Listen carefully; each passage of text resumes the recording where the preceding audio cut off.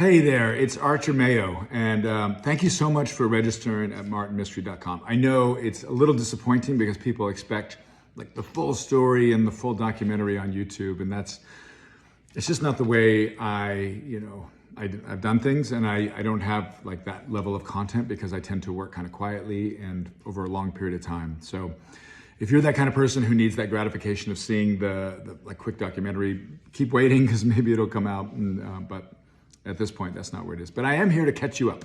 So today is Thursday.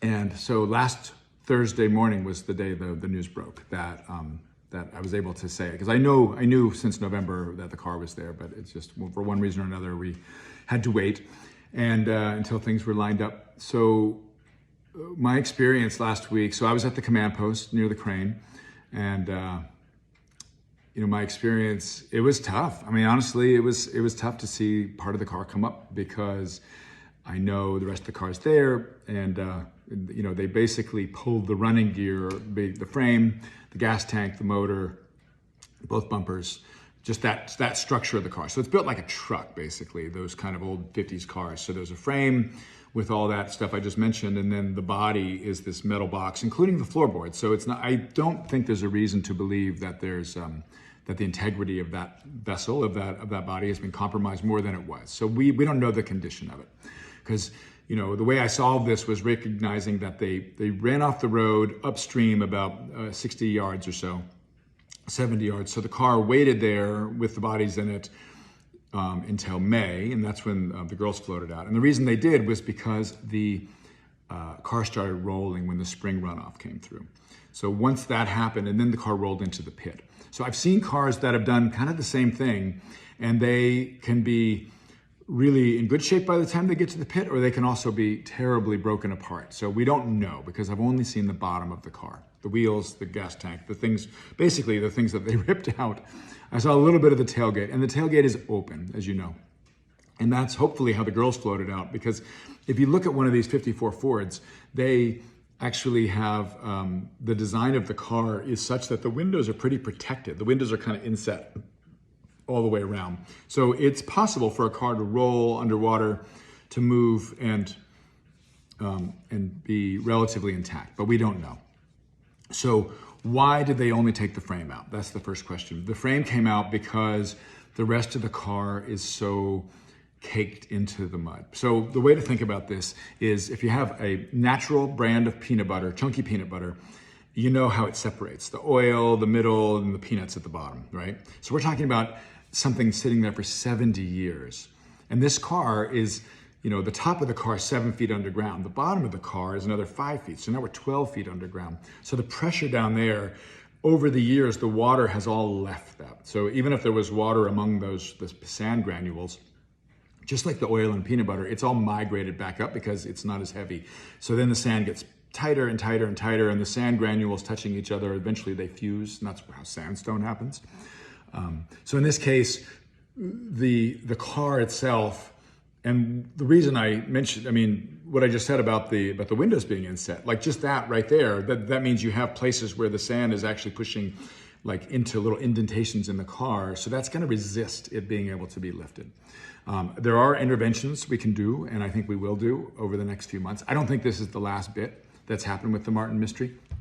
I think that we're definitely, it's gonna be a slower, it was a kind of a 50-50 chance they took with having that crane. And the river's a tough place to work. So I do not hold any grudge. I think that the evidence is all still there. I think there's gonna be a lot more to come about this, and it's gonna be super fascinating. So I'm glad you're along for the ride, because I will do my best to be honest and update you with what I'm understanding as a relative insider in this case.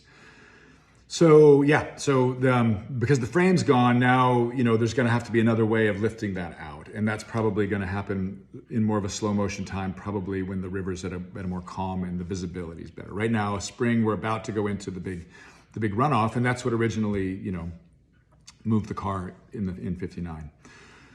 Okay, so it's been a long, crazy week. I've done a lot of interviews. Unfortunately, all these YouTube channels, they all put the same picture of the Martins on, so you can't really tell when you go across YouTube, like what's new and what's not, and what you've already seen and what's not. You have to look at the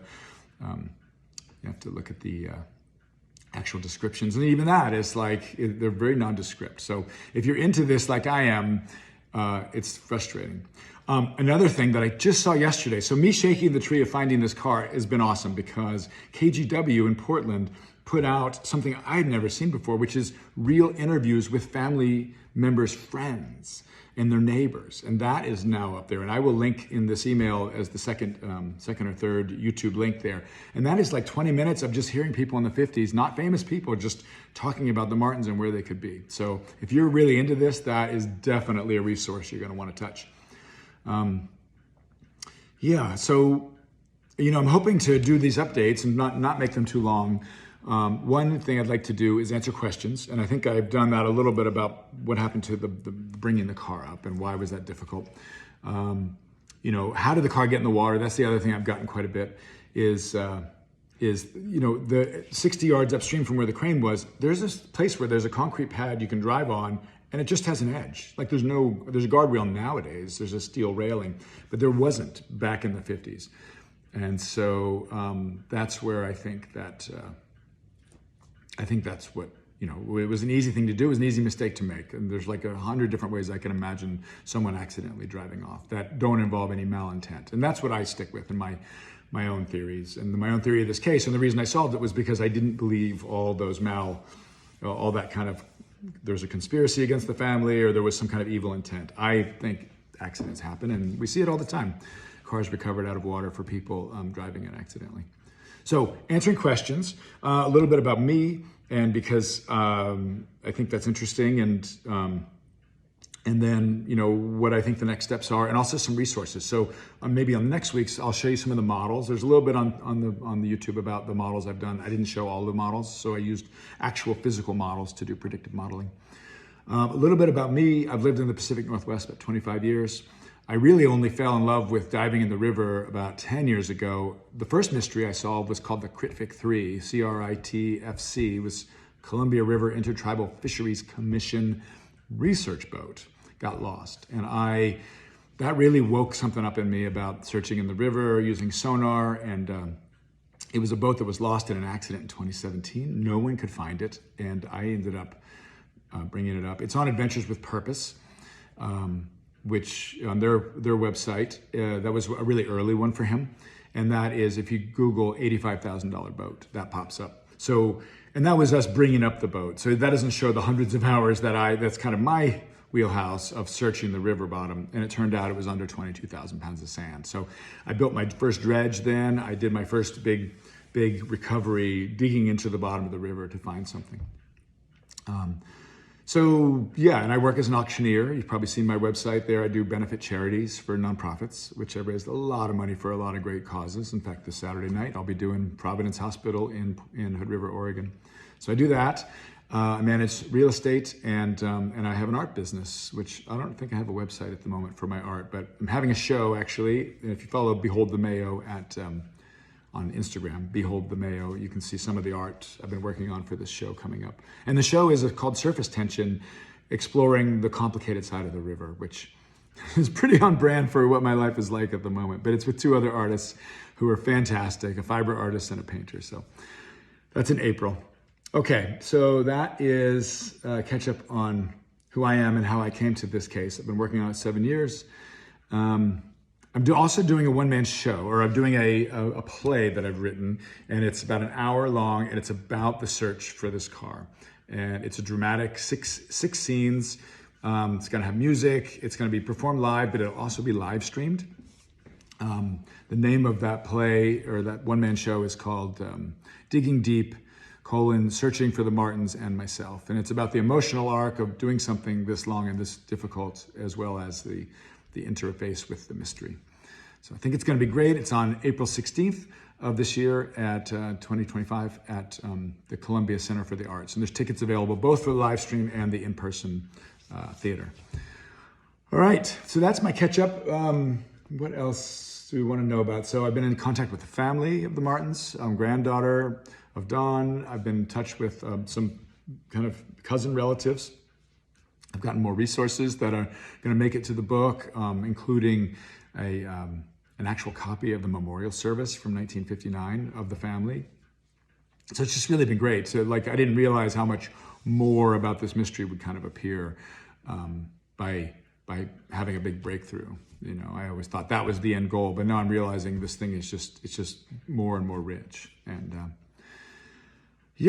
I'm interested in helping with the Columbia, the Locks Museum, and you know, the Cascade Locks Museum. It's a little nonprofit. It's kind of a pretty small little place, but hopefully we can raise some money to design a new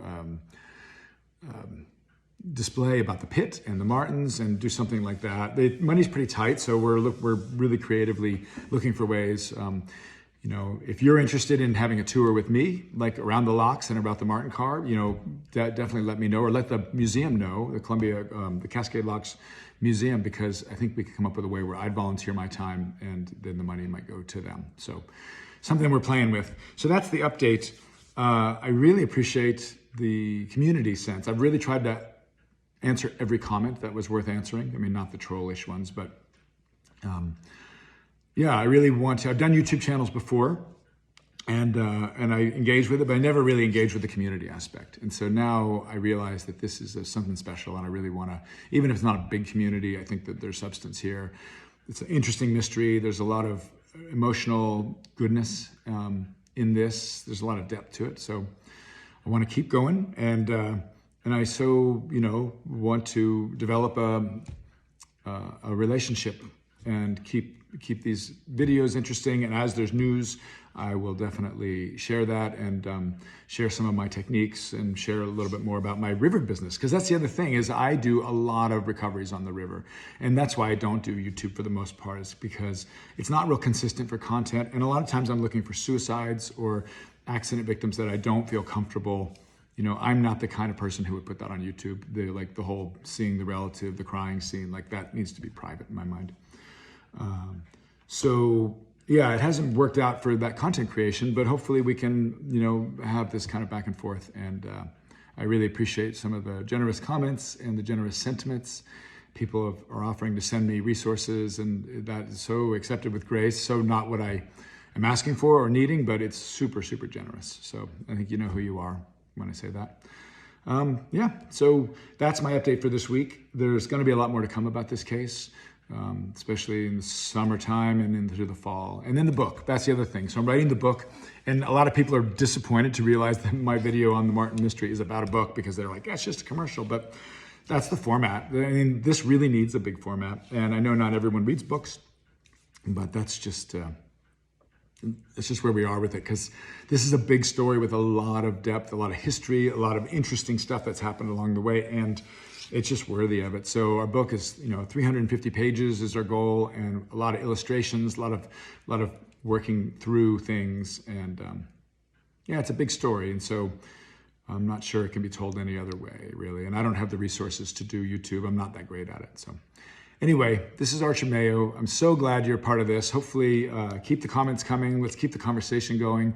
I would love to, hopefully these will develop a little bit of a following, even if it's just a few people. And I will do my best to keep making them. All right, peace. Thank you.